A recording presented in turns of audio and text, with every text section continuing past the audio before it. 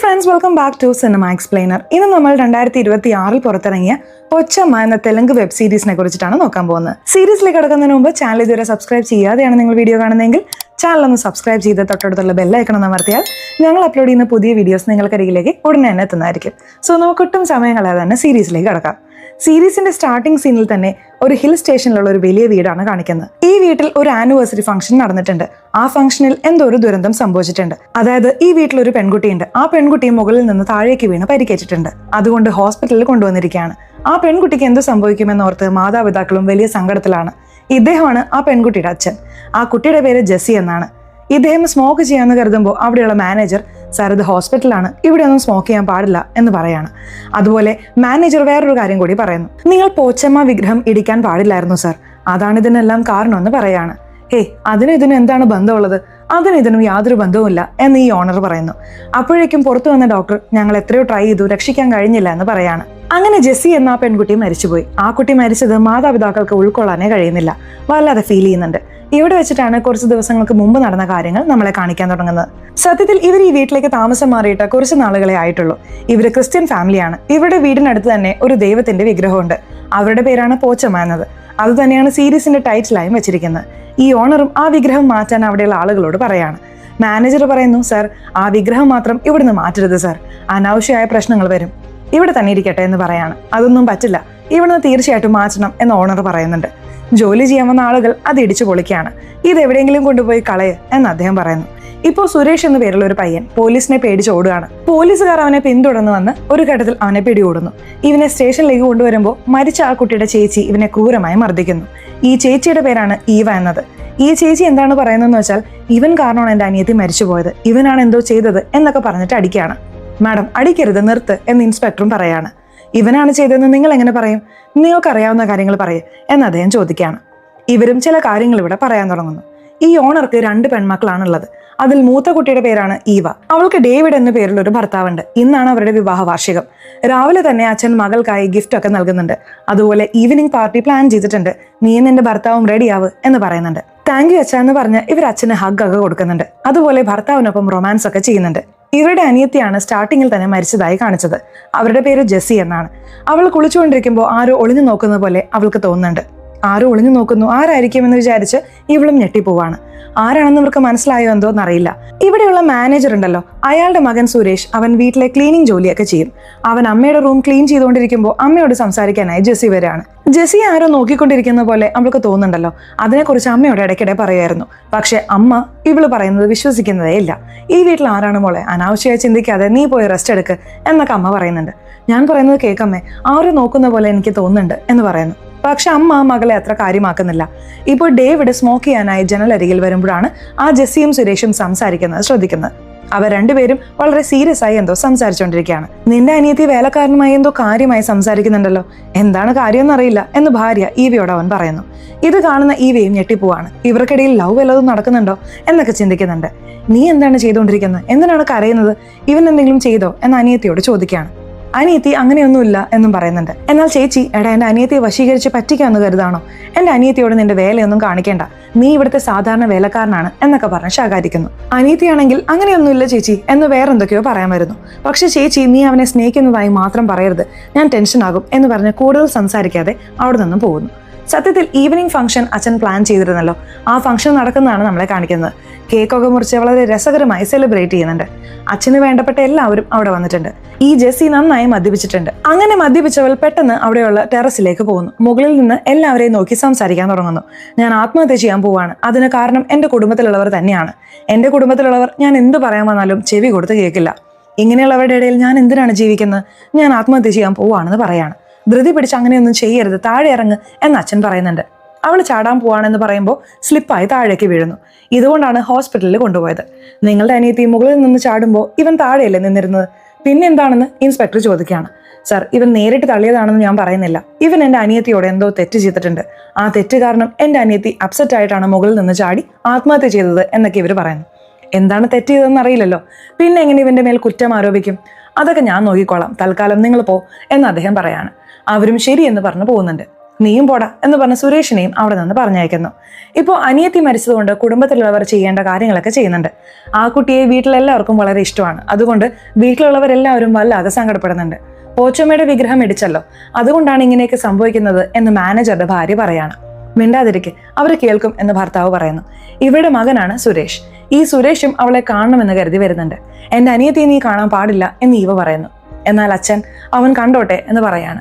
അതുകൊണ്ട് അവനും അരികിൽ വന്ന് സങ്കടത്തോടെ നോക്കുകയാണ്. ഇവിടെ വെച്ചിട്ടാണ് ഇവർ രണ്ടുപേരുമായി ബന്ധപ്പെട്ട ഒരു ഫ്ലാഷ് ബാക്ക് നമ്മളെ കാണിക്കുന്നത്. ഇവർ രണ്ടുപേരും സൈക്കിൾ റേസ് പോലെയൊക്കെ കളിച്ചുകൊണ്ടിരിക്കുകയാണ്.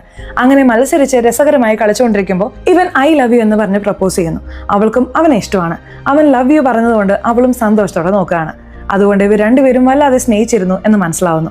ഇവിടെ ഒരു എസ്റ്റേറ്റ് ഉണ്ട്. അവിടെ ജോലി ചെയ്യുന്നവരോട് അന്വേഷിക്കാനായി ഇൻസ്പെക്ടർ വന്നിട്ടുണ്ട്. എന്താണ് നിങ്ങൾ പറയുന്നത് എന്ന് ചോദിക്കുകയാണ്. സാർ, പോച്ചമ്മ വളരെ ശക്തിയുള്ള ദൈവമാണ്.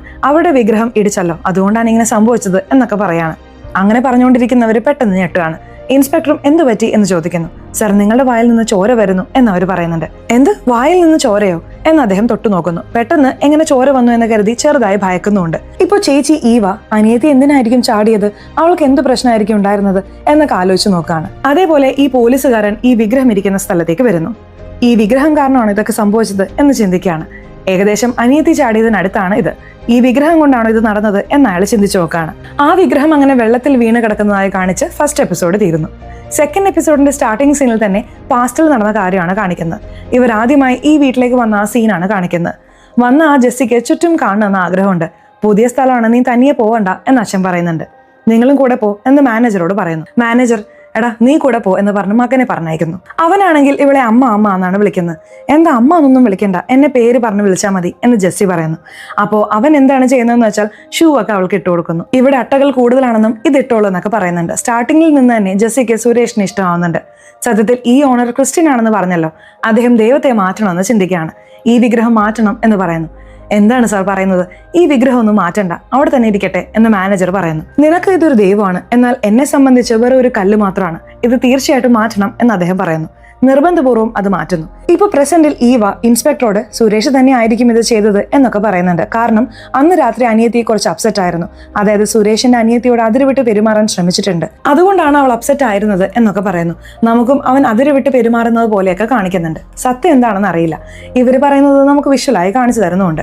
ഇപ്പൊ പോലീസുകാരൻ മാതാപിതാക്കളോട് സംസാരിക്കാനായി വരികയാണ്. നിങ്ങളുടെ മോൾക്ക് എന്തെങ്കിലും ദുശീലങ്ങളുണ്ടോ എന്ന് ചോദിക്കുന്നു. സാർ, വൈൻ മാത്രം കുടിക്കും, അല്ലാതെ പ്രത്യേകിച്ച് വേറെ ദുശീലങ്ങളൊന്നുമില്ല എന്നമ്മ പറയുന്നുണ്ട്. എന്നാൽ ഇൻസ്പെക്ടർ അവരുടെ റിപ്പോർട്ട് അനുസരിച്ച് അവൾ മോശമായ ഡ്രഗ് ഉപയോഗിച്ചിട്ടുണ്ട്, കൊക്കൈൻ ഉപയോഗിച്ചിട്ടുണ്ട് എന്ന് വന്നിട്ടുണ്ടെന്ന് പറയാണ്. എന്ത്, കൊക്കൈനോ എന്ന് കരുതി മാതാപിതാക്കൾ വല്ലാതെ ഞെട്ടുകയാണ്. ഇവരുടെ അച്ഛനുണ്ടല്ലോ, അദ്ദേഹമാണ് ഇടയ്ക്കിടയ്ക്ക് കൊക്കൈനൊക്കെ ഉപയോഗിക്കുന്നത്. അദ്ദേഹത്തിന്റെ റൂമിൽ വെച്ചാണ് ഉപയോഗിക്കുന്നത്. ഇപ്പൊ ഭാര്യ, നിങ്ങൾ കൊക്കൈൻ ഉപയോഗിക്കുന്നത് മോൾക്ക് അറിയാമായിരുന്നു, അതുകൊണ്ടാകാം അവൾ അത് ഉപയോഗിച്ചത് എന്ന് പറയുന്നു. എന്റെ കൊക്കൈൻ ഞാൻ ലോക്ക് ചെയ്താണ് വെക്കാറുള്ളത് എന്ന് അദ്ദേഹം പറയുന്നു. ഇതെല്ലാം വീട്ടിൽ ജോലി ചെയ്യുന്ന പെൺകുട്ടി ശ്രദ്ധിക്കുന്നുണ്ട്. ഇവൾ സുരേഷിന്റെ അനിയത്തിയാണ്. ഇവരിങ്ങനെയൊക്കെ സംസാരിച്ചുകൊണ്ടിരിക്കുമ്പോൾ വാതിൽ തുറന്നിട്ടുണ്ടോ അതോ പൂട്ടിയിട്ടുണ്ടോ എന്ന് നോക്കാമെന്ന് കരുതി അദ്ദേഹം വാതിലിനടുത്തേക്ക് വരുന്നു. നോക്കുമ്പോൾ പൂട്ടിയിരുന്ന വാതിൽ ഇപ്പോൾ തുറന്നിരിക്കുകയാണ്. ഇതിനു മുമ്പ് ഇവരുടെ വീട്ടിൽ ശാന്തി എന്നൊരു പെൺകുട്ടി ജോലി ചെയ്തിരുന്നു. ആ പെൺകുട്ടിയുടെ കയ്യിലാണ് ഒരു സാധനം വെക്കാൻ പറഞ്ഞ് അദ്ദേഹം താക്കോല് കൊടുത്തിരുന്നത്. ആ ശാന്തി ഉള്ളിലുള്ള ആഭരണം കണ്ടിട്ടുണ്ട്, ആ ആഭരണം എടുത്തിട്ടുമുണ്ട്. ഇപ്പോൾ ആഭരണം അവിടെ കാണാനില്ല. ആ ശാന്തി ആയിരിക്കും എടുക്കാൻ സാധ്യത. അവൾ ഇന്ന് ജോലിക്ക് വന്നിട്ടില്ലല്ലോ, ആ ശാന്തിയെക്കുറിച്ച് അന്വേഷിക്കണം എന്നൊക്കെ ഇവർ തമ്മിൽ സംസാരിക്കുന്നു. എന്നാൽ ആ ശാന്തി മാനേജറുടെ ഭാര്യയെ കാണാനായി വന്നിരിക്കുകയാണ്. മാനേജറുടെ ഭാര്യ പറഞ്ഞിട്ടാണ് ആ ആഭരണം അവൾ എടുത്തത് തന്നെ. ചേച്ചി, നിങ്ങൾ പറഞ്ഞതുപോലെ തന്നെ ആഭരണം എടുത്തു തന്നു, എനിക്ക് എന്തെങ്കിലും പ്രശ്നം വരുമോ എന്ന് അവൾ ഭയക്കുന്നുണ്ട്. അതൊന്നും നിനക്ക് പ്രശ്നം വരില്ല, നീ നിന്റെ സ്വന്തം നാട്ടിലേക്ക് പൊക്കോ എന്ന് പറഞ്ഞ് കാശ് കൊടുത്ത് പറഞ്ഞയക്കുന്നു. ഇവരിങ്ങനെ പറഞ്ഞയക്കുമ്പോൾ ഇവരുടെ മകൾ അത് കാണുന്നുണ്ട്. അപ്പോൾ നമ്മുടെ അമ്മയാണോ ഈ പെൺകുട്ടിയെ കൊണ്ട് ആഭരണം എടുപ്പിച്ചത് എന്ന് ആ പെൺകുട്ടി ചിന്തിക്കുന്നു. ഇപ്പൊ പെട്ടെന്ന് കട്ട് ചെയ്ത് ഈവയെ കാണിക്കുന്നു. ഈവ പോലീസുമായി ഡിസ്കസ് ചെയ്തുകൊണ്ടിരിക്കുകയാണ്. ഇപ്പൊ പോലീസ് ഒരു ഞെട്ടിക്കുന്ന കാര്യം പറയുന്നു. നിങ്ങളുടെ അനിയത്തിയോട് ആരോ അതിരുവിട്ട് പെരുമാറിയെന്നത് സത്യമാണ്. കാരണം പോസ്റ്റ്മോർട്ടം റിപ്പോർട്ടിൽ അവളോട് ആരോ അതിരുവിട്ട് പെരുമാറിയതായി റിപ്പോർട്ട് വന്നിട്ടുണ്ടെന്ന് പറയുന്നു. തീർച്ചയായിട്ടും സുരേഷിന്റെ പണിയായിരിക്കും ഇതെന്ന് കരുതി അവർ വല്ലാതെ ദേഷ്യപ്പെടുകയാണ്. ഇപ്പോൾ ഈ കുടുംബത്തിലുള്ളവർ മാനേജറുടെ ഭാര്യയെ വിളിച്ച് സംസാരിക്കുന്നു. ഈ ഭാര്യയാണല്ലോ ശാന്തിയെ ജോലിക്ക് ചേർത്തത്. ശാന്തിയെ ചേർത്തത് നീയല്ലേ?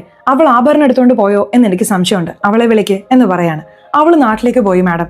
അവൾ അങ്ങനെ ചെയ്തിട്ടുണ്ടാവുമോ എന്ന് എനിക്കറിയില്ല, അങ്ങനെ ചെയ്തിട്ടുണ്ടെങ്കിലും എന്നോട് ക്ഷമിക്കണം എന്നൊക്കെ അവർ പറയുന്നു. ഇങ്ങനെ മാപ്പ് ചോദിച്ചുകൊണ്ടിരിക്കുമ്പോൾ ഇവരുടെ ഭർത്താവ് ആ ആഭരണം കൊണ്ടുവന്ന് നൽകുകയാണ്. ശാന്തിയാണ് അറിയാതെ ആഭരണം എടുത്തത്. അവൾ ഇപ്പോഴാണ് എൻ്റെ കയ്യിൽ ആഭരണം തന്നത്, എന്നോട് ക്ഷമിക്കണം സർ എന്ന് അദ്ദേഹവും പറയാണ്. നമ്മുടെ ഭർത്താവ് ആഭരണം തിരികെ കൊടുത്തല്ലോ എന്നോർത്ത് ഭാര്യയും ഭർത്താവിനെ ദേഷ്യത്തോടെ നോക്കുകയാണ്. ഇപ്പോൾ ഇൻസ്പെക്ടർ സുരേഷിനെ വിളിച്ച് സംസാരിക്കുന്നു. നീയാണോ അവളോട് അതിരുവിട്ട് പെരുമാറിയത് എന്ന് ചോദിക്കുകയാണ്. സാർ സത്യമായിട്ട് ഞാനല്ല അതിൽ വിട്ട് പെരുമാറിയത്, പക്ഷെ ആരാണ് പെരുമാറിയതെന്ന് എനിക്കറിയാം എന്നവൻ പറയുന്നു. ആരാണെന്ന് ഇൻസ്പെക്ടർ ഞെട്ടലോടെ ചോദിക്കുകയാണ്. അതുപോലെ അടുത്തിരിക്കുന്ന ചേച്ചിയും ഞെട്ടലോടെ ചോദിക്കുന്നു.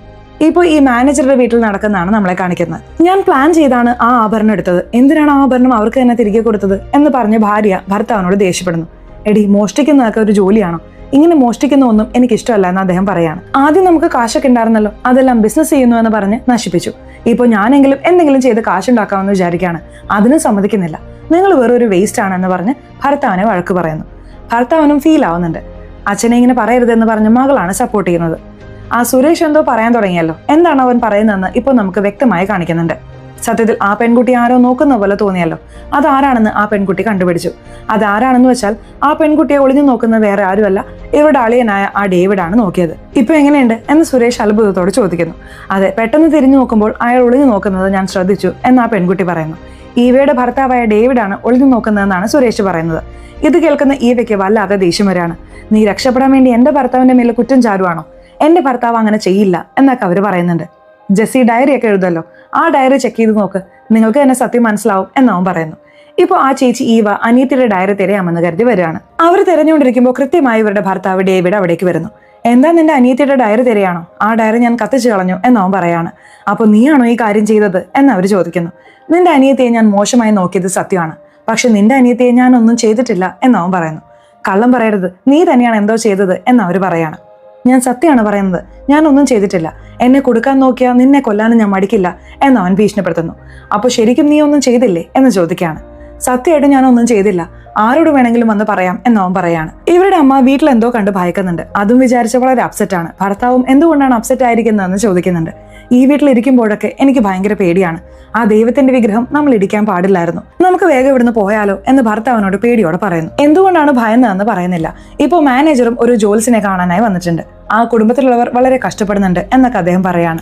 ഇതിനുശേഷം ആ കുടുംബത്തിലുള്ളവർ കഷ്ടപ്പെടുമെന്ന് ഇവരൊരു കാര്യം പറയുന്നു. അതെന്താണെന്ന് വെച്ചാൽ ആ വിഗ്രഹം ആദ്യം കണ്ടെടുത്തത് ഈ മാനേജർ തന്നെയാണ്. ആ വിഗ്രഹം ഒരു ഭാഗത്ത് വെക്കാമെന്ന് കരുതി അവിടെ കൊണ്ടുവച്ചതാണ്. ആ വിഗ്രഹം അവരിടിച്ചില്ലേ, അതിൽ ആ ദൈവം വല്ലാതെ കോപിച്ചിട്ടുണ്ട്. അതുകൊണ്ടാണ് ഈ കുടുംബത്തോട് പ്രതികാരം ചെയ്യാൻ തുടങ്ങിയത് എന്നൊക്കെ അവർ പറയുന്നു. എന്നാൽ ഈ പ്രതികാരം മുൻപ് തന്നെ തുടങ്ങിയിട്ടുണ്ടായിരുന്നു. ആ ഓണർ നടന്നു പോകുമ്പോൾ ഒരു മരക്കഷ്ണം വീഴുന്നു. കുറച്ച് മാറിയാണ് ഇദ്ദേഹത്തിന്റെ ദേഹത്ത് വീഴുന്നത്. പക്ഷെ ജസ്റ്റ് മിസ്സിൽ ഇദ്ദേഹം രക്ഷപ്പെടുന്നു. അതുപോലെ ഓണറുടെ ഭാര്യ നല്ല നോർമൽ ആയിട്ടുള്ള ആളായിരുന്നു. എന്നാൽ കുറച്ചു നാളായിട്ട് ഓണറുടെ ഭാര്യയ്ക്ക് കുറച്ച് ഭ്രാന്ത് പിടിച്ചതുപോലെ മാറാൻ തുടങ്ങുന്നു. പെട്ടെന്ന് നല്ല പോലെ ഇരിക്കും, പെട്ടെന്ന് ദേഷ്യപ്പെട്ടുകൊണ്ടേയിരിക്കും. ഭാര്യയ്ക്ക് എന്താണ് പറ്റിയതെന്ന് ഭർത്താവും ചിന്തിക്കുന്നുണ്ട്. അവരുടെ സമാധാനം ദൈവം എടുത്തുകൊണ്ടേയിരിക്കുകയാണ്. ഉടനെ തന്നെ അവരെല്ലാവരെയും എന്തെങ്കിലും ചെയ്യുമെന്ന് ഈ സ്ത്രീ പറയുന്നു.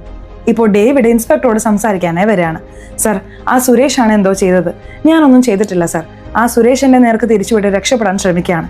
അവൻ തന്നെയായിരിക്കും അതിൽ വിട്ട് പെരുമാറിയിട്ടുണ്ടാവുക എന്നൊക്കെ അദ്ദേഹം പറയാണ്. പെട്ടെന്ന് കട്ട് ചെയ്ത് സുരേഷിനെ നമ്മളെ കാണിക്കുന്നുണ്ട്. അവന്റെ സാധനങ്ങളൊക്കെ ചെക്ക് ചെയ്യുമ്പോൾ മോഷ്ടിച്ച ആഭരണം ഇരിക്കുന്ന അവൻ കാണുന്നുണ്ട്. ഇത് അമ്മയുടെ പണിയാണെന്ന് അവന് മനസ്സിലാവുന്നു. അമ്മേ, ഈ മോഷണ പരിപാടി നിർത്തുന്നില്ലേ? അനാവശ്യമായി ഇങ്ങനെ ചെയ്ത് പോലീസിന്റെ കയ്യിൽ പെടരുത് എന്ന് അവൻ പറയുന്നു. ഈ സൈഡിലാണെങ്കിൽ പോലീസുകാരൻ സുരേഷ് ഇത് ചെയ്തോ ഇല്ലയോ എന്ന് അന്വേഷിക്കാം, പക്ഷെ ഇപ്പോഴും നിന്റെ മേലെ എനിക്ക് സംശയമുണ്ട്. നീയാണ് ഇതിന് പിന്നിലെന്ന് മനസ്സിലായാൽ നിന്നെ ഞാൻ നോക്കിക്കൊള്ളാം എന്ന് ഡേവിഡിന് വാർണിംഗ് കൊടുത്തിട്ട് അവിടെ നിന്ന് പോകാൻ തുടങ്ങുന്നു. ആ പോച്ചമ്മയ്ക്ക് ഉത്സവം പോലെ എന്തോ ചെയ്യുന്നുണ്ട്. ആ ഉത്സവത്തിന് നിങ്ങൾ വന്നാൽ ചിലപ്പോൾ എന്തെങ്കിലും നല്ലത് നടക്കാൻ സാധ്യതയുണ്ട് എന്ന് മാനേജർ പറയുന്നു. നിങ്ങൾ വരില്ലെന്നറിയാം എന്ന് അദ്ദേഹം പറയുന്നുണ്ട്. ഇല്ലില്ല, ഞാൻ തീർച്ചയായിട്ടും വരാം എന്നിവരും പറയുന്നുണ്ട്. ഇപ്പോൾ ഉത്സവം നടന്നുകൊണ്ടിരിക്കുമ്പോൾ ഇവരും അവിടേക്ക് വന്ന് പങ്കെടുക്കുന്നുണ്ട്. എന്നാൽ അവിടെയുള്ള ആളുകൾ, നിങ്ങൾ എന്തിനാണ് വന്നത്? നിങ്ങൾ ആ ദൈവത്തിന്റെ വിഗ്രഹം എടുത്ത് കളഞ്ഞില്ലേ? ഇവിടെ ഒന്നും നിങ്ങൾ വരാൻ പാടില്ല, പോക്കോ എന്ന് പറഞ്ഞ് ദേഷ്യപ്പെടുന്നു. വേറെ വഴിയില്ലാതെ ഇവരും പോവാണ്. ഞാനിവിടെ പ്രാർത്ഥിക്കാനല്ലേ വന്നത്, എന്നെ അനുവദിച്ചില്ല, ഞാൻ എന്ത് ചെയ്യുമെന്ന് പറഞ്ഞ് പുലമ്പിക്കൊണ്ട് അവർ പോവാണ്. രാത്രി കിടന്നുറങ്ങുന്ന ഈവ പെട്ടെന്ന് കണ്ണു തുറക്കുന്നു. ഭർത്താവിനോട് ഇവർക്ക് വല്ലാത്ത ദേഷ്യമുണ്ട്. പെട്ടെന്ന് ഒരു തലേനെടുത്ത് ഭർത്താവിന്റെ മേൽ അമർത്തി ശ്വാസം മുട്ടിക്കുന്നു. അയാൾ രക്ഷപ്പെടാൻ എത്രയോ ട്രൈ ചെയ്യുന്നുണ്ട്, പക്ഷെ ഇവർ ഭർത്താവിനെ ക്രൂരമായി കൊല്ലുന്നു. ഇതെല്ലാം ഇവർക്ക് വന്ന സ്വപ്നമാണ്. അങ്ങനെ കൊല്ലണമെന്നുള്ള ദേഷ്യമുണ്ട്. പക്ഷെ രാവിലെ എഴുന്നേറ്റവർ ഞാൻ ജോഗിങ്ങിന് പോവാണെന്ന് ഭർത്താവിനോട് പറഞ്ഞ് അവിടെ നിന്നും പോകാൻ തുടങ്ങുന്നു. ഈ ഓണറുടെ ഭാര്യയ്ക്ക് എന്ത് പറ്റിയെന്നറിയില്ല, കുറച്ച് പേടിച്ചത് പോലെ തന്നെയാണ് ഇപ്പോഴും ഉള്ളത്. അപ്പോൾ ഈ മാനേജറുടെ ഭാര്യ ഇവർക്ക് ചായയും കാപ്പിയും ഒക്കെ കൊടുക്കാൻ വരുന്നു. ചായ കുടിച്ച ഈ സ്ത്രീ വല്ലാതെ ദേഷ്യപ്പെടുകയാണ്. ചായയിൽ പഞ്ചസാര ഒന്നും ഇടില്ലേ, പഞ്ചസാര ഇത്ര കുറച്ചാണ് ഇടുന്നത് എന്നൊക്കെ പറഞ്ഞ് വല്ലാതെ വഴക്ക് പറയുന്നു. ഇതിൽ മാനേജറുടെ ഭാര്യയും കുറച്ച് അപ്സെറ്റ് ആവുന്നുണ്ട്. അവർക്കെന്തോ പ്രശ്നമുണ്ട്. ആ പ്രശ്നങ്ങളൊക്കെ എന്നോടാണ് കാണിക്കുന്നത്. ഇതൊന്നും ശരിയാവില്ല, എനിക്ക് വേറൊരു സ്ഥലത്ത് ജോലി നോക്കിയതാ, ഞാൻ ആ സ്ഥലത്തേക്ക് വേണമെങ്കിൽ ജോലിക്ക് പോവാം എന്നൊക്കെ ഭർത്താവിനോട് ഇവരും വിരക്തിയോടെ സംസാരിക്കുന്നു. ജോഗിങ് ഓടിക്കൊണ്ടിരിക്കുമ്പോൾ ഇവയ്ക്ക് എന്തോ സംഭവിക്കുകയാണ്. എന്താണ് സംഭവിക്കുന്നതെന്ന് നമുക്ക് വ്യക്തമായി കാണിച്ചു തരുന്നില്ല. ഇപ്പോൾ ഈ ഓണർക്ക് ഒരു ഫോൺ കോൾ വരുന്നുണ്ട്. ഫോണിൽ ഒരു ഞെട്ടിക്കുന്ന കാര്യം അറിയുന്നു. ഇദ്ദേഹവും തിരിച്ച് ഒരു സ്ഥലത്തേക്ക് വരികയാണ്. ആ സ്ഥലത്ത് ഇൻസ്പെക്ടർ ഉണ്ട്. അതെന്താണെന്ന് വെച്ചാൽ ഈവ ഒരു ഉയർന്ന സ്ഥലത്ത് നിന്ന് താഴെ വീണിരിക്കുകയാണ്. ഇപ്പൊ ഹോസ്പിറ്റലിലേക്ക് കൂട്ടിക്കൊണ്ടുപോയിരിക്കുകയാണ്. അതായത് വലിയ പരിക്കൊന്നുമില്ല, എന്നാലും തക്കതിന് പരിക്ക് പറ്റിയിട്ടുണ്ട്. ഇൻസ്പെക്ടറും ഇദ്ദേഹമാണ് കണ്ട് പോലീസിനെ വിളിച്ചത് എന്ന് പറഞ്ഞ ഒരാളെ കാണിക്കുന്നു. അയാളുടെ പേരാണ് റെഡ്ഡി. ആ റെഡ്ഡിയെ കാണുന്ന ഈ അച്ഛന് വല്ലാതെ ദേഷ്യം വരുന്നുണ്ട്. ഇവനാണോ വിളിച്ചത്, ഇവൻ തന്നെയായിരിക്കും തള്ളിയിട്ടത് എന്ന് പറഞ്ഞ് അടിക്കാനായി വരാണ്. എന്തിനാണ് സാർ ഇയാളെ അടിക്കാൻ പോകുന്നത്, ഇയാൾക്കും നിങ്ങൾക്കും എന്താണ് പ്രശ്നമെന്ന് ഇൻസ്പെക്ടർ ചോദിക്കുകയാണ്. ഇവിടെ വെച്ച് ഈ അച്ഛൻ ഒരു ഫ്ലാഷ് ബാക്ക് പറയാൻ തുടങ്ങുന്നു. അതെന്താണെന്ന് വെച്ചാൽ ആ ആനിവേഴ്സറി ഫംഗ്ഷൻ നടന്നില്ലേ, ആ സമയം റെഡ്ഡി ഒരു ഗസ്റ്റിനെ പോലെ ഇവിടെ വന്നിരുന്നു. അങ്ങനെ വന്ന അയാൾ ഈ അച്ഛനോട് സംസാരിച്ചിരുന്നു. എന്താണ് പറയുന്നതെന്ന് വെച്ചാൽ ഇരട്ടി കാശ് തരാം, ഈ സ്ഥലം എനിക്ക് തരണം എന്ന് അയാൾ ചോദിക്കുന്നു. സ്ഥലം വിൽക്കാൻ ഉദ്ദേശമൊന്നുമില്ല, നിങ്ങൾ പൊക്കോ എന്ന് അദ്ദേഹം പറയുന്നുണ്ട്. പോകാമെന്ന് കരുതുമ്പോൾ ആ ചെറിയ പെൺകുട്ടി അവിടേക്ക് വരികയാണ്. ഞാൻ കുറച്ച് വൈൻ എടുത്തോട്ടെ എന്നൊക്കെ ചോദിക്കുന്നുണ്ട്. ആ ചെറിയ പെൺകുട്ടിയെ റെഡ്ഡി സൂക്ഷിച്ചു നോക്കുന്നുണ്ട്. നിങ്ങൾക്ക് മൊത്തം 2 പെൺമക്കളാണല്ലോ, ആ 2 പെൺമക്കളോട് വളരെ സ്നേഹമാണല്ലോ എന്നൊക്കെ വ്യത്യസ്തമായി സംസാരിച്ചിട്ട് പോവാണ്. അപ്പോൾ അയാൾ ചെയ്തിരിക്കാൻ സാധ്യതയുണ്ടെന്ന് കരുതിയിട്ടാണ് അച്ഛൻ അങ്ങനെ പറഞ്ഞത്. നിങ്ങൾ ഇതിൽ ഉൾപ്പെട്ടിട്ടുണ്ടോ എന്ന് ഇൻസ്പെക്ടർ ചോദിക്കുകയാണ്. ഞാനൊന്നും ഉൾപ്പെട്ടിട്ടില്ല എന്ന് റെഡ്ഡിയും പറയുന്നു. ഈ റെഡ്ഡിയെ സംബന്ധിച്ച് ജാതകത്തെ വളരെ വിശ്വസിക്കുന്ന ഒരാളാണ്. ഈ പ്രദേശത്തുള്ള വീടുകൾ നിങ്ങൾ വാങ്ങിയാൽ നല്ല വളർച്ച ഉണ്ടാവുമെന്ന് പറഞ്ഞിരുന്നു. അതുകൊണ്ടാണ് ഇരട്ടി കാശ് കൊടുക്കാൻ പോലും ഞാൻ തയ്യാറായത്. നിങ്ങൾ ഇത് ശരിയാക്കി തന്നാൽ നിങ്ങൾക്കും ഞാൻ കമ്മീഷൻ തരാം എന്നൊക്കെ പോലീസിനോടും ഇയാൾ ഇതിനെ കുറിച്ചൊക്കെ സംസാരിക്കുന്നുണ്ട്. മോൾക്ക് അപകടം പറ്റിയ വിവരം അമ്മ അറിയുന്നുണ്ട്. അമ്മ എന്ത് ചെയ്യുന്നു വെച്ചാൽ മാനേജറുടെ ഭാര്യയോടൊപ്പം ഇവിടേക്ക് വരികയാണ്. നമ്മുടെ മോൾക്ക് കുഴപ്പമൊന്നുമില്ലല്ലോ, ജീവൻ ആപത്തൊന്നുമില്ലല്ലോ എന്ന് ചോദിക്കുകയാണ്. ജീവൻ ആപത്തൊന്നുമില്ല എന്ന് ഭർത്താവ് പറയുന്നുണ്ട്. ആ വിഗ്രഹം എടുത്തു കളഞ്ഞതുകൊണ്ടല്ലേ ഇങ്ങനെയൊക്കെ സംഭവിക്കുന്നത്, ആ വിഗ്രഹം തിരികെ കൊണ്ടുപോവാ, അതേ സ്ഥലത്ത് വെക്കാം എന്ന് ഇവര് മാനേജറോട് പറയുന്നു. ഇതെല്ലാം മാനേജറുടെ മകൾ കേൾക്കുന്നുണ്ട്. നമുക്ക് ആ വിഗ്രഹം കൊണ്ടുവരാം എന്ന് പറഞ്ഞ് വളരെ വേഗത്തിൽ അവിടെ നിന്ന് പോകാൻ തുടങ്ങുന്നു. ഒരാളോട് അത് കളയാൻ പറഞ്ഞിട്ടുണ്ടായിരിക്കുമല്ലോ, അയാളും ആ കളഞ്ഞ സ്ഥലം കാണിച്ചു തരാം, അത് വലിയൊരു സ്ഥലമാണ് മോളെ, കണ്ടുപിടിക്കാൻ പാടാണ്, നീ അന്വേഷിച്ചോ എന്ന് പറഞ്ഞ് ആ കുട്ടിയെ സ്ഥലം കാണിച്ചു കൊടുത്തിട്ട് അയാൾ അവിടെ നിന്നും പോകുന്നുണ്ട്. ഇപ്പോൾ ഡോക്ടർമാരും ഈവയെ കാണാമെന്ന് പറയാണ്. എല്ലാവരും അകത്ത് വന്ന് ഇതെങ്ങനെ സംഭവിച്ചു എന്ന് ഈവയോട് ചോദിക്കുന്നു. ഈവയും നടന്ന കാര്യം പറയുന്നുണ്ട്. ജോഗിങ്ങിനിടെ കിതപ്പ് വന്നതുകൊണ്ട് ഒരു സ്ഥലത്ത് ഇരുന്ന് വിശ്രമിക്കുകയായിരുന്നു. അപ്പൊ പെട്ടെന്ന് നോക്കുമ്പോൾ ഒരു പോച്ചമ്മയുടെ രൂപം കാണുന്നുണ്ട്. ഇവര് ഭയന്ന് താഴേക്ക് വീണതാണ്. അപ്പൊ പോച്ചമ്മയെ കണ്ടോ എന്ന് മാതാപിതാക്കൾ ചോദിക്കുന്നുണ്ട്. ഞാൻ പോച്ചമ്മയെ കണ്ടില്ല, പോച്ചമ്മയെ പോലെ ഒരു വേഷം കെട്ടി ആരോ കണ്ടു, അതാരാണെന്ന് എനിക്കറിയാം എന്നവർ പറയുന്നുണ്ട്. മാതാപിതാക്കളും ആരാണെന്ന് ചോദിക്കുന്നുണ്ട്. വേറെ ആരാണ്, എന്റെ ഭർത്താവ് ഡേവിഡ് ആണ് എന്ന് അവരൊരു കാര്യം പറയുന്നു. സത്യത്തിൽ വേറൊരു ദിവസം ഭർത്താവ് ആ മാസ്ക് വെച്ച് ഇവരെ പേടിപ്പിച്ചിരുന്നു. ഈ മാസ്ക് നിനക്ക് എവിടെ നിന്ന് കിട്ടി എന്നൊക്കെ ഇവർ ചോദിക്കുന്നുണ്ടായിരുന്നു. തോട്ടത്തിൽ നിന്ന് എനിക്ക് യാദൃശ്ചികമായി കിട്ടിയതാണ്, ഇത് വെച്ച് നിന്നെ പേടിപ്പിക്കാനാണ് ഞാൻ ഇതിട്ടത് എന്നൊക്കെ അവൻ പറയുന്നുണ്ട്. ഇത് വെച്ച് ഇതിനു ശേഷം പേടിപ്പിക്കരുത് എന്ന് ഭാര്യയും പറഞ്ഞിരുന്നു. അത് വെച്ച് വീണ്ടും പേടിപ്പിച്ച് എന്നെ തള്ളിയിട്ടതാണ് എന്ന് അവർ പറയാണ്. എന്നാൽ ഡേവിഡ് എന്തിനാണ് ഈ കാര്യം ചെയ്തത് എന്ന് അച്ഛൻ ചോദിക്കുന്നുണ്ട്. ജെസ്സി അവൻ ഇടയ്ക്കിടെ മോശമായി നോക്കിയിരുന്നു. ഇതെനിക്ക് മനസ്സിലായതുകൊണ്ട് എന്നെ എന്തെങ്കിലും ചെയ്യണം എന്നതിന് വേണ്ടിയിട്ടായിരിക്കും അവൻ ഇങ്ങനെ ചെയ്തത് എന്നവർ പറയുന്നുണ്ട്. എന്ത്, ജെസ്സി അവൻ മോശമായി നോക്കിയോ, അവനെ ഞാൻ എന്താ ചെയ്യുന്നതെന്ന് നോക്കിക്കോ എന്ന് പറഞ്ഞ അച്ഛൻ വല്ലാതെ ദേഷ്യപ്പെടുകയാണ്. ഇപ്പോഴാണ് ഡേവിഡ് ഉറക്കമുണരുന്നത്. വീട്ടിൽ നോക്കുമ്പോൾ ആരെയും കാണാനില്ല. എന്റെ ഭാര്യ എവിടെയാണ് എന്ന് ചോദിക്കുകയാണ്. ജോഗിങ്ങിന് പോകുമ്പോൾ ആരെയോ കണ്ട് ഭയന്ന് വീണിരിക്കുകയാണ്. പോച്ചമ്മയുടെ വേഷം ധരിച്ച് ആരെയോ കണ്ട് ഭയന്ന് വീണതാണ് എന്ന് പറയുന്നു. എന്ത്, പോച്ചമ്മയുടെ വേഷം ധരിച്ചവരെ കണ്ട് ഭയന്ന് വീണോ എന്ന് കരുതി ഇയാൾ ജീപ്പ് എടുത്ത് പോകാൻ നോക്കുമ്പോൾ ഇയാളുടെ ജീപ്പിൽ ആ മാസ്ക് ഇരിക്കുകയാണ്. ഈ മാസ്ക് എങ്ങനെ ഇവിടെ വന്നു എന്ന് അയാൾ ചിന്തിക്കുന്നു.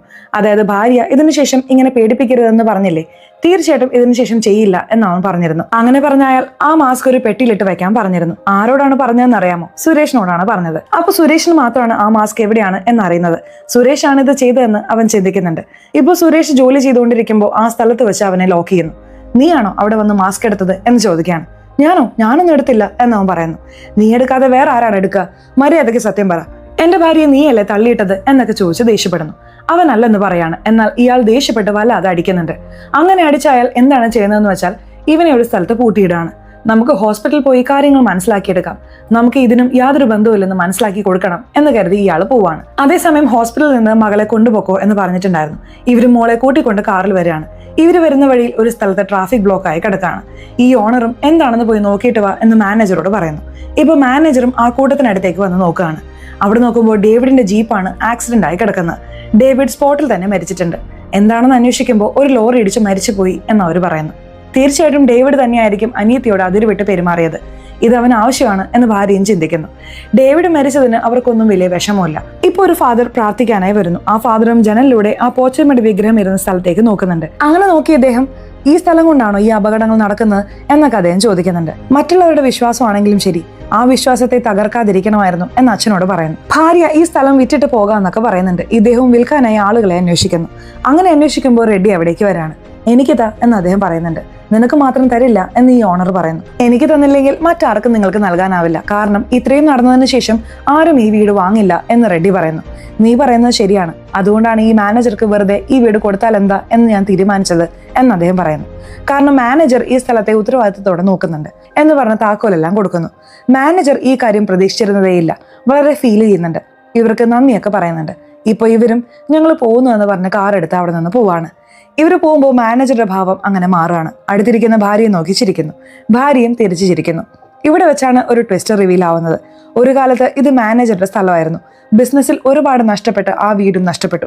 അങ്ങനെ ഇരിക്കെ ഒരു വലിയ മനുഷ്യനെ കാണാനായി വരുമ്പോൾ അദ്ദേഹം ഒരു ഞെട്ടിക്കുന്ന കാര്യം പറയുന്നു. അതെന്താണെന്ന് വെച്ചാൽ, എനിക്കൊരു ഓലച്ചുവടി കിട്ടി. അതിലൂടെ ആ വീടിനടുത്തുള്ള ഒരു സ്ഥലത്ത് നിധി ഉണ്ടെന്ന് എനിക്ക് മനസ്സിലായി. പക്ഷെ അതിനുള്ളിൽ നിനക്ക് വീട് തന്നെ നഷ്ടപ്പെട്ടല്ലോ എന്ന് അദ്ദേഹം പറയാണ്. എന്ത്? അടുത്തൊരു നിധി ഉണ്ടായിരുന്നോ? ആ നിധി നമ്മൾ മിസ്സാക്കിയല്ലോ എന്നോർത്ത് ഇയാൾ വല്ലാതെ ഫീൽ ചെയ്യാണ്. ഇയാൾ വീട്ടിലേക്ക് വരുമ്പോൾ കുട്ടികൾ പാമ്പും കോണിയും കളിച്ചുകൊണ്ടിരിക്കുകയാണ്. ഇയാൾ ഭാര്യയോട് ഈ കാര്യം പറയുന്നു. എന്താണ് നിങ്ങൾ പറയുന്നത്? വീട് മാത്രം പോയെന്നാ ഞാൻ കരുതിയത്, ഇപ്പോൾ നിധിയും പോയോ എന്നൊക്കെ പറഞ്ഞ് അവര് പുലമ്പുകയാണ്. അപ്പോൾ അനിയത്തി, അച്ഛാ, ചേട്ടന്റെ എല്ലാ കരുക്കളും ഞാൻ വെട്ടി, ഒരു കരു വെച്ച് അവൻ എന്നെ ജയിച്ചു എന്ന് പറയാണ്. ഒരു കരു വെച്ചും ജയിക്കാം, സാമർത്ഥ്യത്തോടെ കളിച്ചാൽ ജയിക്കാം എന്ന് ആ പയ്യൻ പറയാണ്.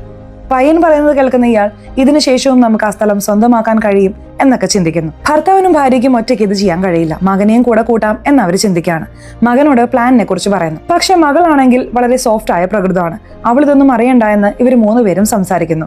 ആ ഓണറെ സംബന്ധിച്ച് വിഗ്രഹം ഇടിക്കണമെന്ന് ചിന്തിച്ചില്ലേ, ഇവർ തന്നെയാണ് അദ്ദേഹത്തിന്റെ മനസ്സിൽ ഫീഡ് ചെയ്തത്. അതെന്താണെന്ന് വെച്ചാൽ, മസാജ് ചെയ്യുന്ന ആളുണ്ടല്ലോ. എന്തൊക്കെയായാലും നിങ്ങൾ ക്രിസ്ത്യൻ അല്ലേ, നിങ്ങളുടെ വീട്ടിൽ ആ വിഗ്രഹം ഇരിക്കുന്നത് നല്ലതാണോ സർ, ഒന്ന് ആലോചിച്ച് തീരുമാനിക്കേ എന്ന് പറഞ്ഞ് ഇയാളെ ബ്രെയിൻ വാഷ് ചെയ്യുന്നു. ഈ മാനേജർ പറഞ്ഞിട്ടാണ് ഇയാൾ ഇങ്ങനെ ബ്രെയിൻ വാഷ് ചെയ്യുന്നത്. ഇതുകൊണ്ടാണ് അദ്ദേഹം വിഗ്രഹം മാറ്റാൻ തീരുമാനിച്ചത്. ഈ സുരേഷ് ജെസ്സിയെ സ്നേഹിക്കുന്നത് പോലെ കാണിച്ചല്ലോ, അച്ഛൻ പറഞ്ഞിട്ട് അഭിനയിച്ചതാണ് അവൻ. അതുപോലെ നീ നിന്റെ ജോലി കാണിക്കേ എന്ന് ഭാര്യയോട് ഈ മാനേജറും പറയുന്നു. ഈ ഭാര്യ എന്താണ് ചെയ്യുന്നതെന്ന് വെച്ചാൽ, ഒരു കബോർഡിൽ പാമ്പിനെ വേണമെന്ന് വെച്ച് വെക്കുകയാണ്. ആ ഓണറുടെ ഭാര്യ വാതിൽ തുറക്കുമ്പോൾ പാമ്പിനെ കണ്ട് വല്ലാതെ ഭയക്കുന്നു. അവരെ ഭയപ്പെടുത്താൻ വേണ്ടി ഈ ഭാര്യ ഒരുപാട് കാര്യങ്ങൾ ആ വീട്ടിൽ ചെയ്തു. അതുപോലെ അവർക്ക് കോഫി നൽകുമല്ലോ, ആ കോഫിയിൽ ഒരുതരം മരുന്ന് കലർത്തി കൊടുക്കും. അതുകൊണ്ട് എപ്പോഴും അവർ കുറച്ച് ടെൻഷനിലായിരിക്കും ഇരിക്കുക. ഇതുകൊണ്ടാണ് ഈ വീട് വിട്ട് പോകാമെന്ന് അവർ പറഞ്ഞുകൊണ്ടേയിരുന്നത്. ഒരു ഇൻസ്പെക്ടർ ഈ കേസ് അന്വേഷിച്ചല്ലോ, അതേത്തോടെ ഇവർ സംസാരിച്ച് ഒത്തുതീർപ്പാക്കി. 50% ഷെയർ തരാമെന്ന് പറഞ്ഞ് റെഡിയാക്കി. ജെസ്സിയോട് ആരോ അതിര് വിട്ട് പെരുമാറിയെന്ന് അദ്ദേഹം പറഞ്ഞില്ലേ, അങ്ങനെ റിപ്പോർട്ടിൽ വന്നിട്ടുണ്ടായിരുന്നില്ല. ഇയാൾ തന്നെയാണ് കള്ളം പറഞ്ഞത്. ഡേവിഡ് ജെസ്സിയെ കള്ളത്തരത്തിൽ നോക്കുന്നുണ്ടല്ലോ, അതിൽ അവൻ എങ്ങനെയെങ്കിലും കൊടുക്കണം എന്നിവർ ചിന്തിച്ചു. ഡേവിഡ് കള്ളത്തരത്തിൽ നോക്കുന്നുണ്ട്. അപ്പോൾ വേണമെന്ന് വെച്ച് സുരേഷ് എന്താണ് ചെയ്യുന്നതെന്ന് വെച്ചാൽ, പാത്രം താഴെയിട്ട് ശബ്ദം ഉണ്ടാക്കുന്നു. ആ ശബ്ദം കേട്ട ഉടനെ ജെസ്സി എഴുന്നേക്കാണ്. അങ്ങനെ എഴുന്നേറ്റപ്പോൾ അവൻ ഒളിഞ്ഞു നോക്കുന്നത് ശ്രദ്ധിക്കുന്നു. അപ്പോൾ അളിയനാണോ നമ്മളെ മോശമായി നോക്കുന്നത് എന്ന് അവൾക്ക് മനസ്സിലാവുന്നു. ജെസ്സി മരിച്ചതിന് ശേഷം നടന്ന കാര്യങ്ങളാണ് ഇനി കാണിക്കുന്നത്. കൊന്നു കളഞ്ഞോ എന്ന് ഇൻസ്പെക്ടർ ചോദിക്കുന്നുണ്ട്. നമുക്ക് ചില കാര്യങ്ങൾ വേണമെങ്കിൽ ഇതൊക്കെ ചെയ്തേ മതിയാവൂ എന്ന് മാനേജറും പറയുന്നു. ശരി, അതെങ്ങനെ ചെയ്തു എന്ന് ഇൻസ്പെക്ടർ ചോദിക്കുകയാണ്. ഈ മാനേജറും ചെയ്ത കാര്യം പറയാൻ തുടങ്ങുന്നു. ഡേവിഡ് മോശമായി നോക്കുന്നത് വീട്ടിൽ ആരും വിശ്വസിക്കുന്നില്ലല്ലോ. ഇതിനെക്കുറിച്ചൊക്കെ സുരേഷിനോട് ഈ ജെസ്സി സങ്കടം പറയുന്നുണ്ട്. സത്യത്തിൽ എന്റെ മാതാപിതാക്കളും ഞാൻ പറയുന്നത് അത്ര കാര്യമായിട്ട് എടുക്കുന്നില്ല. അങ്ങനെ കേൾക്കാതിരിക്കുമ്പോൾ ഞാൻ എന്ത് ചെയ്യുന്നു എന്ന് വെച്ചാൽ, മുകളിൽ നിന്ന് ചാടുമെന്ന് പറഞ്ഞ് അവരെ ഭീഷണിപ്പെടുത്തും. അങ്ങനെ ഭീഷണിപ്പെടുത്തിയതിനു ശേഷം ഞാൻ പറഞ്ഞാൽ അവർ മനസ്സിലാക്കുകയും കേൾക്കുകയും ചെയ്യും എന്നവൻ പറയുന്നു. നീ പറയുന്നത് നല്ല കാര്യമാണ്, പക്ഷേ എനിക്ക് ഉയരം എന്ന് പറഞ്ഞാൽ പേടിയാണ് എന്ന് ആ കുട്ടി പറയുന്നു. നിന്റെ അച്ഛൻ്റെ കയ്യിൽ ഡ്രഗ് ഉണ്ടല്ലോ, ആ ഡ്രഗ് നമുക്ക് എടുക്കാം, ധൈര്യം വരും എന്നവൻ പറയുന്നു. അങ്ങനെ ആ പെൺകുട്ടിയെ കൊണ്ട് ഡ്രഗ് ഒക്കെ ഉപയോഗിപ്പിക്കുന്നു. നീ മുകളിൽ പോയി ഇതുപോലെ പറയേ എന്ന് പറഞ്ഞിട്ട് അവൻ പറഞ്ഞയക്കുകയാണ്. അച്ഛൻ പറഞ്ഞിട്ടാണ് അവൻ ഈ കാര്യം ചെയ്തത്. അച്ഛൻ ഈ പെൺകുട്ടിയെ കൊല്ലാമെന്ന് പറയുമ്പോൾ എനിക്ക് ഈ പെൺകുട്ടി ഇഷ്ടമായ അച്ഛ എന്നവൻ പറയുന്നുണ്ട്. എടാ, നമ്മൾക്ക് കിട്ടാൻ പോകുന്ന കാശിന് ഇതുപോലത്തെ എത്ര പെൺകുട്ടികളെ വേണമെങ്കിലും നിനക്ക് കിട്ടും, അതുകൊണ്ട് മിണ്ടാതിരിക്കെ എന്ന് പറഞ്ഞ അച്ഛൻ മുകളിലേക്ക് വരികയാണ്. ആ പെൺകുട്ടി സംസാരിക്കുമ്പോൾ ഒരു ഘട്ടത്തിൽ സ്ലിപ്പായല്ലോ, അവളായിട്ട് സ്ലിപ്പായതല്ല, ഇയാളാണ് താഴെ നിന്ന് തള്ളിയിട്ടത്. അതുപോലെ ഡേവിഡിന്റെ കാര്യത്തിൽ സുരേഷ് പൂട്ടിയിട്ടിട്ട് അവിടെ നിന്ന് പോയല്ലോ. എന്നാൽ സുരേഷ് എന്ത് ചെയ്തു എന്ന് വെച്ചാൽ, ഒരു ബ്ലേഡ് ഉപയോഗിച്ച് ആ കെട്ടഴിച്ചു. ഇപ്പോൾ ഹോസ്പിറ്റലിലുള്ള അച്ഛനെ ഉടനെ വിളിച്ചു. അച്ഛാ, അവൻ ഹോസ്പിറ്റലിൽ വന്നാൽ എല്ലാ കാര്യങ്ങളും പറയും, അവനെ കൊണ്ട് പ്രശ്നം ഉണ്ടാവും, എന്തെങ്കിലും പറയേ എന്ന് പറയാണ്. ഞാൻ നോക്കിക്കോളാം എന്ന് അച്ഛൻ പറയുന്നു. അപ്പോഴാണ് അയാൾക്ക് അറിയാവുന്ന ഒരു ഗുണ്ടയെ വിളിക്കുന്നത്. ഈ ജീപ്പിൽ ഒരുത്തൻ വരുന്നുണ്ട്, അവന്റെ കഥ തീർത്തേക്ക് എന്ന് പറയുന്നു. അയാൾ ലോറി ഡ്രൈവറാണ്. ഞാൻ നോക്കിക്കോളാം എന്ന് പറഞ്ഞ് അവൻ കഥ തീർത്തു. ആ ഓണർ വീട് വിൽക്കാൻ നോക്കുമ്പോൾ ഇയാൾ വളരെ നല്ലവനെ പോലെ അഭിനയിച്ചു. അതുകൊണ്ടാണ് ആ ഓണർ അയാൾക്ക് തന്നെ വീട് കൊടുത്താൽ എന്താ എന്ന് കരുതി കൊടുത്തുപോയത്. ഇപ്പോൾ ജോലി ചെയ്യുന്ന എല്ലാവരെയും ഇവർ പറഞ്ഞയക്കുന്നു. കുറച്ചുനാൾ നിങ്ങൾ ജോലിക്ക് വരണ്ട എന്ന് പറഞ്ഞ് പറഞ്ഞയക്കുന്നു. കാരണം ഈ സമയത്ത് നീതി കുഴിച്ചെടുക്കാം എന്നിവർ പ്ലാൻ ചെയ്തു. അനിയത്തിക്ക് ഇതൊന്നും അറിയില്ലല്ലോ. അനിയത്തിയാണെങ്കിൽ ഇപ്പോഴും ആ വിഗ്രഹം എവിടെയാണുള്ളത് എന്ന് അന്വേഷിച്ചുകൊണ്ടിരിക്കുകയാണ്. അങ്ങനെ അന്വേഷിച്ച് ക്ഷീണിച്ച് മുഖം കഴുകിയിട്ട് പോവാന്ന് കരുതാണ്. അവിടെയുള്ള കുളത്തിൽ മുഖം കഴുകാനായി വരുന്നു. നോക്കുമ്പോൾ അവിടെയാണ് ആ ദൈവത്തിന്റെ വിഗ്രഹം ഉള്ളത്. ദൈവത്തിന്റെ വിഗ്രഹം കിട്ടിയല്ലോ എന്ന് പറഞ്ഞ് ഭയങ്കരമായി അവൾ അവിടെ സന്തോഷിക്കുന്നുണ്ട്. ഇപ്പോൾ ഇവർ 3 പേരും ഒരു ഭാഗത്ത് കുഴിച്ച് ആ നിധി എടുക്കാമെന്ന് വിചാരിക്കുകയാണ്. അതിനുള്ളിൽ ആ സ്ഥലത്തേക്ക് ഇൻസ്പെക്ടർ വരികയാണ്. നേരത്തെ തന്നെ ഇൻസ്പെക്ടറുമായി ഇവർ ഡീലൊക്കെ സംസാരിച്ചല്ലോ, 50-50 എന്ന്. എന്നാൽ ഇൻസ്പെക്ടർ എനിക്ക് കൂടുതൽ വേണമെന്ന് പറഞ്ഞ് ചോദിക്കുന്നു. എത്രയാ സാർ? ഒരു 70 എടുത്തോളൂ എന്നിവർ പറയുന്നു. അല്ല, നിങ്ങൾക്ക് ഈ വീട് കിട്ടുന്നത് തന്നെ വലിയ കാര്യമാണ്, അതുകൊണ്ട് നിധി മുഴുവനും എനിക്ക് താ എന്ന് അദ്ദേഹം പറയുന്നു. അച്ഛനും മകനും വലിയ കാര്യമായിട്ടൊന്നും ചെയ്യാൻ കഴിഞ്ഞില്ല, കുഴിക്കാം എന്ന് കരുതി പോവാണ്. എന്നാൽ അമ്മ ഈ പോലീസിന്റെ തലക്കിട്ട് ഒരു അടി വെച്ചു കൊടുക്കുകയാണ്. ഈ പോലീസും തോക്കെടുത്ത് ഷൂട്ട് ചെയ്യാമെന്ന് കരുതി തോക്കെടുക്കുന്നു. ഇപ്പോൾ മാറി മാറി ഇവർ 4 പേരും പരസ്പരം പോരാടിക്കൊണ്ടിരിക്കുകയാണ്. പോലീസ് ഇവർ 3 പേരെയും ഷൂട്ട് ചെയ്യുന്നു. ഇവർ പോലീസിനെയും അടിക്കുന്നുണ്ട്. ചുരുക്കത്തിൽ 4 പേരും പരിക്കേറ്റ് താഴെ വീഴാണ്. ഇപ്പോഴാണ് ആ ചെറിയ പെൺകുട്ടി ഈ സ്ഥലത്തേക്ക് വരുന്നത്. ഇവർ 4 പേരും മരിച്ചു കിടക്കുന്നത് കണ്ട് അവൾ ഞെട്ടിപ്പോവാണ്. അതേസമയം കാറിൽ ആ ഫാമിലി പോയിക്കൊണ്ടിരിക്കുകയാണല്ലോ. അവരൊരു ഫോട്ടോ മറന്നു വെച്ചിട്ട് പോയി. ആ ഫോട്ടോ എടുക്കാമെന്ന് കരുതി വീണ്ടും ഈ സ്ഥലത്തേക്ക് വന്നുകൊണ്ടിരിക്കുകയാണ്. അതായത് വീണ്ടും ഈ വീട്ടിലേക്ക് വന്നുകൊണ്ടിരിക്കുകയാണ്. അങ്ങനെ വന്ന അവർ ഇവരെല്ലാവരും മരിച്ചു കിടക്കുന്നത് കണ്ട് ഞെട്ടിപ്പോവാണ്. ഇവരൊക്കെ എങ്ങനെ മരിച്ചു എന്ന് ചിന്തിക്കുമ്പോൾ എന്തോ ഒരു നിധിക്ക് വേണ്ടിയിട്ടാണ് ഇങ്ങനെ ചെയ്തത്, അപ്പോൾ പ്ലാൻ ചെയ്തിട്ടാണ് അവർ ചെയ്തിട്ടുള്ളത് എന്ന് ഈ ഫാമിലിക്ക് മനസ്സിലാകാൻ തുടങ്ങുന്നു. അതിനാൽ ദൈവം യഥാർത്ഥ കുറ്റവാളിയെ ശിക്ഷിച്ചിരിക്കുകയാണ് എന്നതാണ് നമ്മളെ കാണിക്കുന്നത്. ആ വിഗ്രഹം ഇടിക്കാൻ കാരണമായത് തൊട്ട് എല്ലാം ചെയ്തത് ഈ മാനേജറുടെ കുടുംബം തന്നെയല്ലേ. അതുകൊണ്ട് അവരുടെ ഫാമിലിയെ ദൈവം ശിക്ഷിച്ചു എന്നാണ് നമ്മളെ കാണിക്കുന്നത്. ഇപ്പോൾ ഇവരെന്താണ് ചെയ്യുന്നതെന്ന് വെച്ചാൽ ആ ദൈവത്തിന്റെ വിഗ്രഹം പ്രതിഷ്ഠിക്കുന്നു. ഈ വീട്ടിൽ നടന്ന എല്ലാ പ്രശ്നങ്ങൾക്കും കാരണം ആ മാനേജറുടെ കുടുംബമാണ്. ഇനി ഈ വീട്ടിൽ തന്നെ താമസിക്കാമെന്ന് അവർ തീരുമാനിക്കുന്നു. അതുപോലെ മാനേജറുടെ മകളെ നമ്മുടെ മകളെ പോലെ വളർത്താം. നമ്മുടെ ഇളയ മകൾ മരിച്ചുപോയല്ലോ, ഇവളെ ചെറിയ മകളെ പോലെ നോക്കാം എന്ന് ഭർത്താവും ഭാര്യയും തീരുമാനിക്കുന്നു. അതുപോലെ ഭാര്യ എന്താണ് പറയുന്നതെന്ന് വെച്ചാൽ ഇതിനുശേഷം 2 ദൈവങ്ങളും ഇവിടെ ഇരിക്കട്ടെ, ദൈവങ്ങൾക്കിടയിൽ യാതൊരു പ്രശ്നവുമില്ല. എന്നാൽ ദൈവങ്ങളെ ഫോളോ ചെയ്യുന്നവരുണ്ടല്ലോ, അവർക്കിടയിലാണ് ഒരുപാട് പ്രശ്നങ്ങൾ. നിന്റെ മതം വലുത്, എന്റെ മതം വലുത് എന്ന് പറഞ്ഞ് അനാവശ്യമായി അവർ തമ്മിലടിക്കുകയാണ് എന്നൊക്കെ അവർ പറയുന്നുണ്ട്. നമ്മളൊക്കെ പാപം ചെയ്താൽ ആരും കാണില്ലെന്ന് നമ്മൾ വിചാരിക്കും, പക്ഷെ ദൈവം എന്നൊരാൾ ആ പാപങ്ങളെല്ലാം കണ്ടുകൊണ്ടിരിക്കുന്നുണ്ട് എന്ന് കാണിച്ച് ഈ സീരീസിന്റെ കഥ അവസാനിപ്പിക്കുന്നു. സോ എങ്ങനെയുണ്ടായിരുന്നു കഥ? ഇഷ്ടപ്പെട്ടോ? ഈ സീരീസിനെ കുറിച്ചിട്ടുള്ള നിങ്ങളുടെ അഭിപ്രായങ്ങൾ തീർച്ചയായിട്ടും കമന്റ് ബോക്സിൽ രേഖപ്പെടുത്തണേ. അതുപോലെ ചാനൽ ഇതുവരെ സബ്സ്ക്രൈബ് ചെയ്തിട്ടില്ലെങ്കിൽ ചാനൽ ഒന്ന് സബ്സ്ക്രൈബ് ചെയ്ത് ഈ വീഡിയോ ഇഷ്ടപ്പെട്ടാൽ തീർച്ചയായിട്ടും ഒരു ലൈക്ക് കൂടെ തരാൻ മറക്കല്ലേ. സോ ഇനി അടുത്തൊരു വീഡിയോയിൽ കാണുന്നവരെ ബൈ.